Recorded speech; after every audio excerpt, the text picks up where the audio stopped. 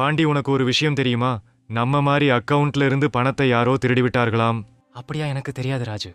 இணையத்தில் நடக்கும் மோசடிகளில் இருந்து நம்மை நாம் தான் பாதுகாத்துக் கொள்ள வேண்டும் ராஜு.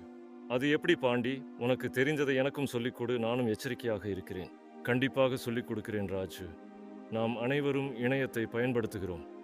ஆனால் சிலர் நம்முடைய தகவல்களை திருட சிக்கலான வழிகளை முயற்சிக்கின்றனர். இதை தடுக்க சில எளிய முறைகள் உள்ளன. முதலாவது, வலுவான கடவுச்சொற்களை பயன்படுத்தவும். எளிய கடவுச்சொல் இல்லாமல் படிக்க எளிதாக இல்லாத நீண்ட கடவுச்சொல் அமைக்கவும். கடவுச்சொல் என்றால் பாஸ்வேர்டு தானே பாண்டி? ஆமாம் ராஜு. இரண்டாவது, சந்தேகமான செய்திகளை தவிர்க்கவும். எவரிடமிருந்து வந்தது தெரியாத மெசேஜ்களை திறக்க வேண்டாம் அல்லது அதை கிளிக் செய்ய வேண்டாம். மூன்றாவது, அப்டேட் செய்வது முக்கியம்.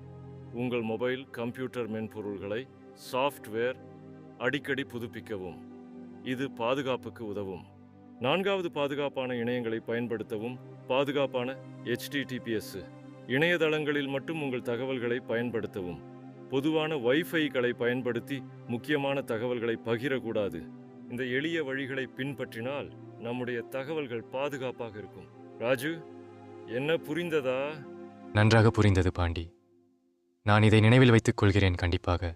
இதன் மூலம் நான் எச்சரிக்கையாக இருப்பேன். நம்முடைய மற்ற நண்பர்களுக்கும் இதை பற்றி சொல்லுகிறேன்.